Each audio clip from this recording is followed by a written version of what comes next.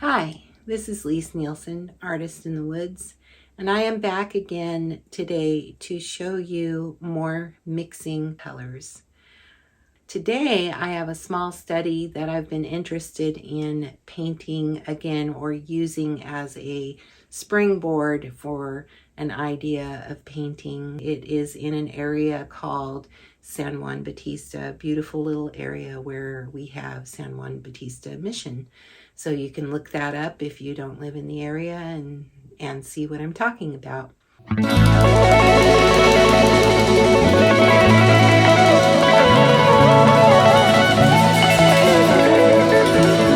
Sat out and I did my plein air study. Beautiful oak trees here. So right here I'll be mixing up all of my colors that I would use in this scene. But this is my main focus for mixing the colors. My colors on my palette, it is a limited palette. I use titanium white. I use cad lemon yellow, cadmium yellow medium. I use cadmium red light and alizarin crimson, viridian, and ultramarine blue. The cadmium lemon yellow is my cooler yellow of the two. My alizarin is the cooler red of the two reds I have on the palette. And ultramarine would be considered a cooler blue. If I had cerulean, it would be here and it would be my warmer blue. Okay, I am going to start with the darks of my trees. I see a very dark green here. I see darks under the trees here.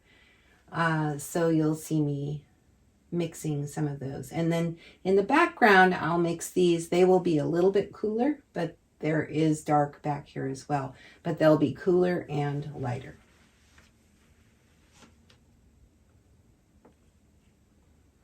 So to get a nice dark, if you're going to go with a green, you can mix with viridian and then put some alizarin. Look how dark that is. That's darker than anything in the scene. Then I can bend that some and come back to more of a green color that's very cool. So I want to add some, I added a little bit of white in there, titanium white. So I want to choose my cooler yellow, which is my lemon, cad lemon. That got too warm, so I want to go back and bend it back cooler, darker. I am looking at this color here. I can then get some of my ultramarine blue and go into that. I could have started with blue and yellow. There are many ways to get there. Look at this. This is right there. There it is. So that's that nice dark green right there. And it's a warmer dark green. This tree is the closest tree to us. So it will be, those darks will be the warmest. If I mix off of this, what I can do is take part of that, go into it. I'm looking at this color here. So I want a little bit of white because it's a little lighter and cooler in value there. The white actually is a very cool color. It's going to cool things off. So it needs to have some red in it, and you can see that's too cool green, so it needs some red in there. Right on. Yep, there it is. It was fine. That amount of alizarin was fine. Alizarin is a transparent color, so sometimes it takes more of it to make it come out in the mixing. Back in with the greens. There's kind of a reddish, a darkish reddish tone in there with the greens. So I'm going to pull off of this one. You can see where you can use some of what you've got out there and start using it in your mix. So adding a little more of the alizarin into that mixture, and some white. It's a very kind of a nondescript color. It's almost there, maybe a tiny bit more of the red.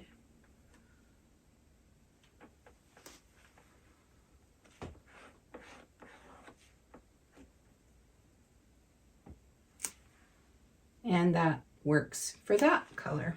Okay. I haven't gotten to my lighter greens yet, but I'd like to mix some of these darker greens back here. And rather than pull off of these, I want to show you exactly how to get there. So I've got some ultramarine blue, and then I want to pull my cooler yellow. I could have started with Viridian, and look, this color is very similar to the Viridian. So if you want Viridian and you don't have it on your palette, you can mix some ultramarine and some cad lemon. Okay, now let me just show you. This needs to go darker. And so I'm going to get more of my blue. And then I need some of the alizarin mixed into it. And it's just varying amounts of these. And then because it's in the background, it needs to go a little lighter. So I'm going to get a little bit of this white on my knife. It's pretty close, but I think a little more of the white to cool it down, and a little more of the alizarin to, what happens when you mix the red with the green is you tend to make a grayer kind of a color. It's less descript and sort of blends in a little better, but you'll see these grayer colors. And when you use the word gray when you're mixing with your paints, a little more of the blue and the alizarin is what I'm putting in here. I don't mean the gray that you see in a gray color crayon. This is very different. There are different kinds of grays. I'm adding more of the white because it needs to be a little lighter, and you're wanting to compare, always compare. So the reason I'm bringing that up is that if I were just only looking at that back there, but not at this up here, then I wouldn't know exactly if this is going to read right, if it's going to read like it's in the background. So I compare that with what is more in the foreground. So, and this is lighter. It could go a little less green still, a little white and a little red back there. And let's just see. A little more white, a little bit lighter in color is what I'm after. So I'm going to leave that one alone for now. It can always be adjusted later. So remember to always compare. Now, you can do this easily using a study in the studio. But if you're out in the scene, you need to squint your eyes and compare in that way. You can also use this sort of thing and compare This is a little grayscale value finder. You can compare out in the scene by closing one eye and looking out in the scene at something specific, looking through the hole. You can also just make a hole in a piece of cardboard and compare that way and move it from, or even using your hand with the hole in your hand, and compare moving that from one thing in the scene to another. And now you can really see what is lighter, what is darker, what is cooler, what is warmer. So I'll start with my my ultramarine again, and actually I won't go with the alizarin this time. This time I'm going to go with the cad red light and ultramarine, and you can see, you know, I need to go lighter and a little bluer, or what I could do is add a little viridian in actually. If I add a little viridian, which is the complement of the red, then I'm going to lean more towards the gray in that. Now I want to get some of the white. I'm kind of pulling from my dirty white over here. Has a little bit of this and that in it, but that got really, really too light, and you can see that. Now I need to put more of the red in, more of the blue,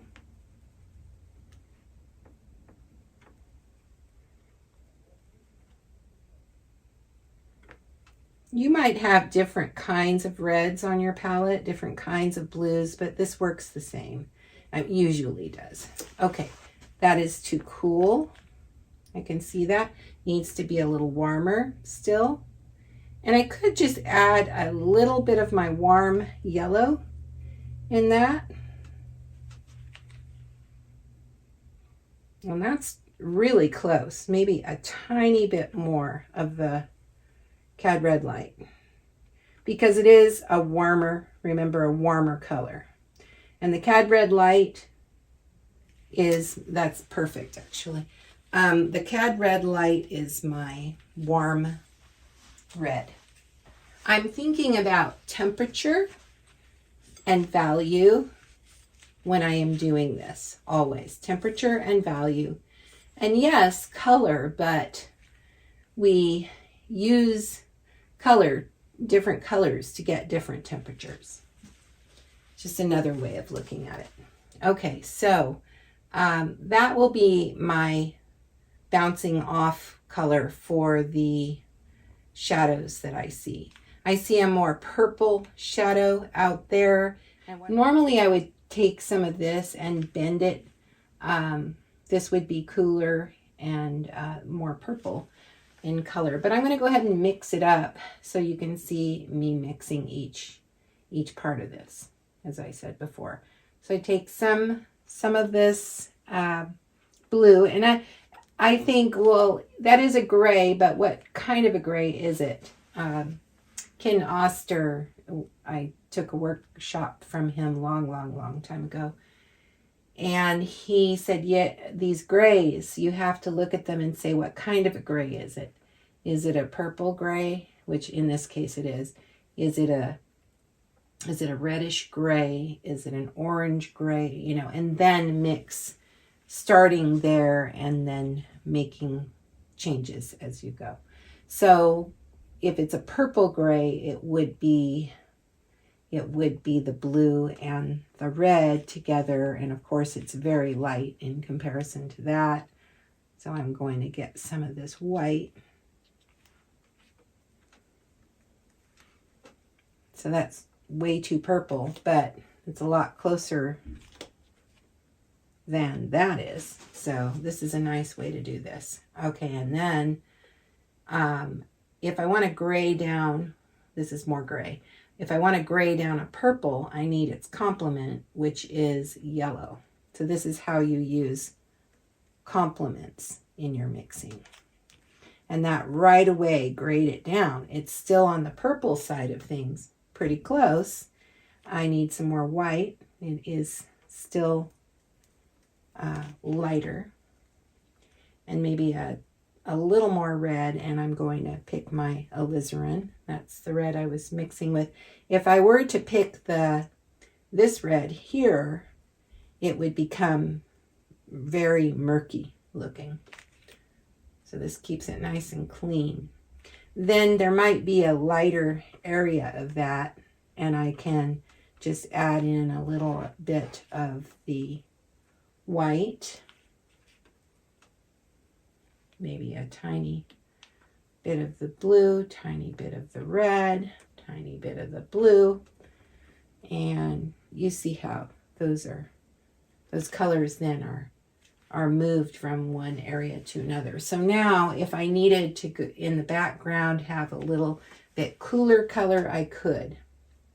If I wanted to warm that up just a bit, pick a little bit of that yellow, it grays it off and warms it up at the same time. And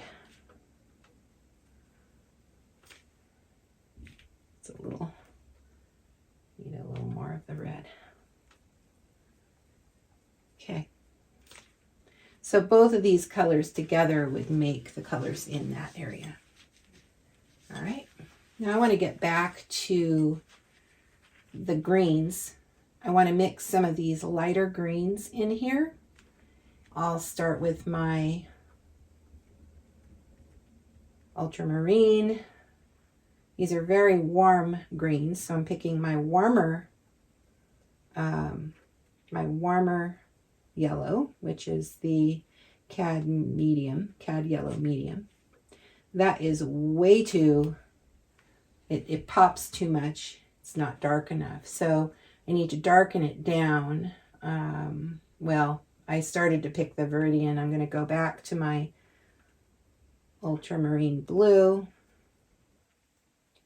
and a little bit of the, just a little bit of the red. It needs to be a little grayed down. It's still a little hot. A little bit of the white, a little more of the blue.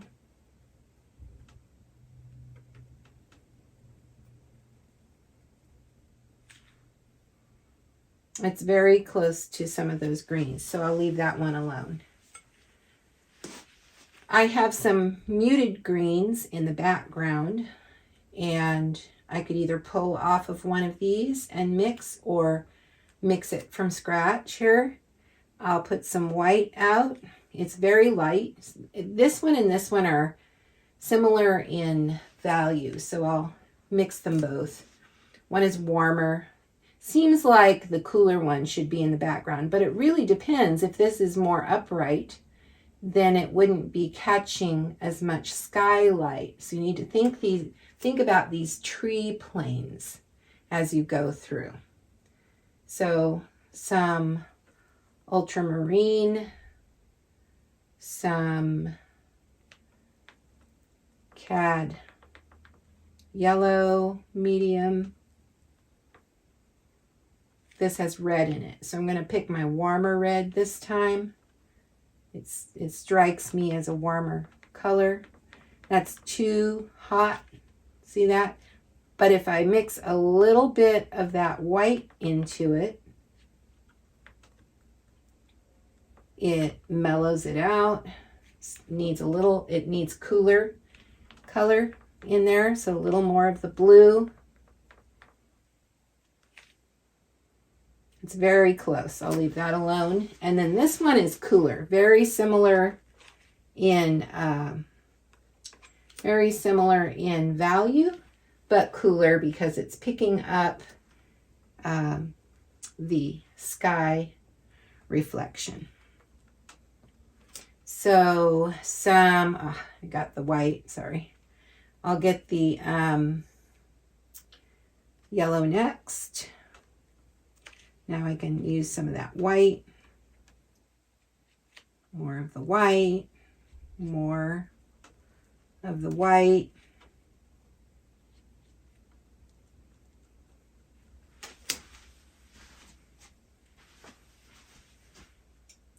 It needs to be grayed off. So the complement of green is red. And I could go with either one. I'm going to pick a little bit of the alizarin because it is cool in color. And then that was kind of a lot. I want more of the white.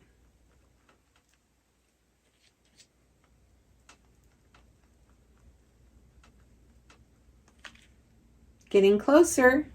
A little bit of the blue, which also darkens it a little bit. So when I take a little bit of the blue, then I need to go back to the white to lighten it off. And we get very intuitive about these mixing sessions. So where I'm trying to think about it and put it into words for you, that's very close. That's very close right there. I'll leave that alone. But when you're mixing, it does become intuitive eventually when you do this for years. All right, I've got this one mixed, this one, I've got this green here. I've got some variations of that green, and so I would bend that color one way or another right close to that mixing pile. And now I'm going to leave the trees alone. This here is the background tree color, I think, in here. And I would probably mix close to that some of these other greens that I see back here. So just know that you get the colors that are the skeleton of the picture that holds it together, and then these small nuances that you see in here, color variations, those can be mixed as you go. So I want to do the hill color. The hill color in the background should be cooler than the grasses. However, remember, this is a flat plane, so you need to think about these things. This is a slanted plane. Two different kinds of light are hitting this. If the sun is coming down from here, it's going to hit the hill at a different angle. Well, it's the same angle, but the hill is at an angle, so it gets a different kind of a light. And the ground plane becomes a very light plane because it's getting a direct hit from the sky. So two different things, but it will be warmer in front in temperature than in back. And then you've got grasses and things like that that change the color in different places, but it will generally be warmer in front. So this will be a cool, I'm going to start with that background plane, which is the slanted plane. The slanted plane will be a little darker than this plane, but it will be a cooler, darker color. So with that, we see yellow, right? So it's a cooler kind of a yellow, a nice big amount of yellow there. It is lighter than that. I'm picking up some white. I'm going to have some red into that, but not very much. So I'll start with that and start mixing. You can see that's too hot, way too hot. So I'm going to get some white to cool it and a little bit of either blue or the Viridian. I think I'm going to take the Viridian this time because the hill has a little bit of green in it. Although the blue and the yellow would also make a green. So you can see I'm getting a lot closer to it now, but it's still too hot.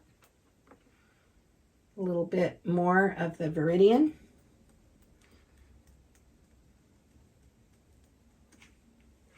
And which helped to darken it a little bit, which is good for certain things in the background. Getting closer, that's a little too green now. So let's add in some more of the red. Whoa, that was too much. Well, let's see. Let's mix it all up and see. Sometimes you have to mix for a while and try it out and see where you are. Well, that wasn't a bad choice, was it? So, going to add in a little bit of the white.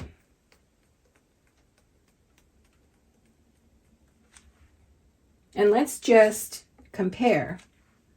It is darker than that ground plane, which it should be because it's the slanted plane.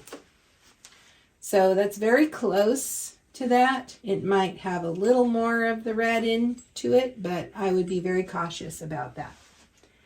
I'm leaving that as it is, as a jumping off point, and I'm going to go ahead and mix. There's a pinkish hill right in here. I'll take a little bit of this and add in some of that alizarin and a little bit of the blue. It's a little blue, not very much.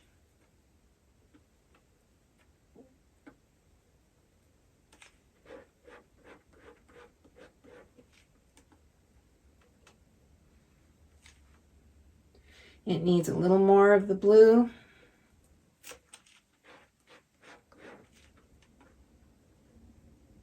That's too much. It needs a little more of the alizarin. And some white. Getting pretty grayed out there. A little more of the alizarin.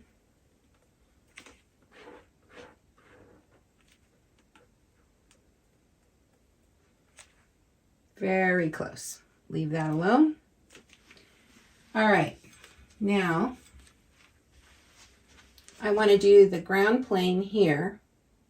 I'll use this color and bend it one way or another for these hills. It's not exact. It needs to be changed a little bit, very close though. And so I'll use that and mix off of it and make sure I have the right color and value and temperature. Okay, now we're down to the ground plane. I'm going to take the general color that I see in here. So it is very light. I'm going to put some white down. A little touch of the yellow, but I think I should have taken the warmer yellow. So I'll just barely touch that yellow. I want to make sure I keep the value very, very light. It definitely needs to be warmer. So I'm going to barely touch the red. That's the warmer red. That's Cad Red Light. There it is, right there. Perfect. All right, and then I have a few shadows on that, but I can bend one way or another for that. Lastly, I'd like to do some of these tree trunks, and that will be dark. I'll just put it off here. So I'm taking the ultramarine blue and a little bit of the, see, I didn't take much of that. The Cad Red Light is not a transparent color. That's too orange in tone, so I need a little more of the blue. It's very dark. You don't need it to be that dark, but we're on the way to the right color. So when I add the white, you see how cool that made it. I'm going to go back in, get some red, and go back in and get some blue. And because it needs to be warmer, I'm going to take some of that yellow and some more of the red. That was the warmer yellow. And then a little more of the blue to get it right. And that's very close to some of those areas. Some of them are different. There, a little more of the blue and a little more of the red. and maybe try on one corner. Maybe try on one corner and add some of the alizarin, and that helps with that.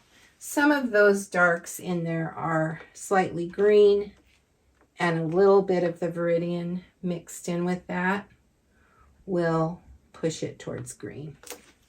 Those warm grasses, that's the fun part.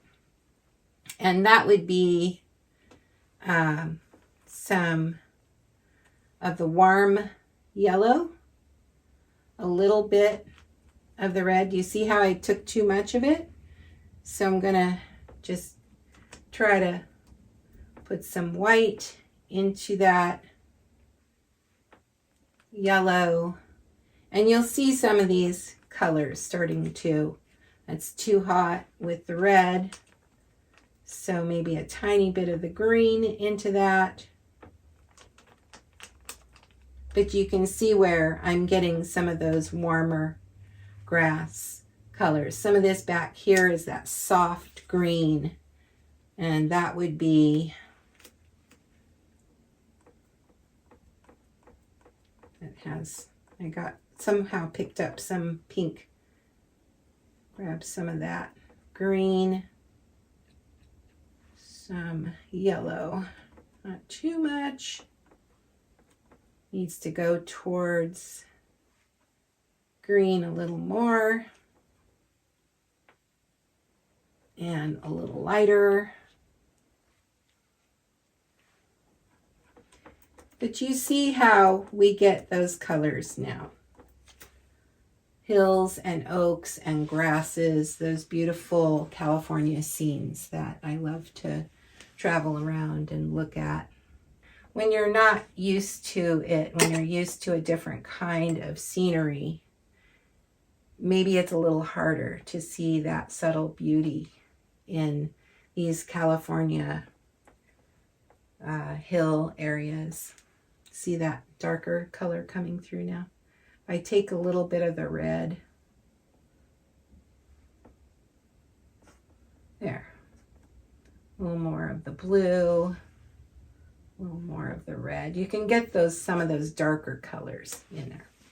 All right, I am going to stop there. You see how it's a beautiful palette, isn't it? Very subtle, but I am going to go ahead and see what I can do now with these colors. I won't include that in this video. I wanted you to see in this video just how I would mix the colors and use my palette. Once again, my palette is titanium white, cadmium lemon, cadmium yellow medium, cadmium red light, alizarin crimson, viridian, and ultramarine blue. So you can see that even with a basic palette, you can really use it to mix any color. I hope you try mixing in this way. I really try to do this when I paint. This helps me so much, and then I can finish my painting fairly quickly after I get the block-in done with the colors that I mix. Thank you for joining me today. This is Lise Nielsen, Artist in the Woods. Please subscribe if you're getting a lot out of this, and hit the bell so that you can get the notification when I have a new video coming out. Happy painting.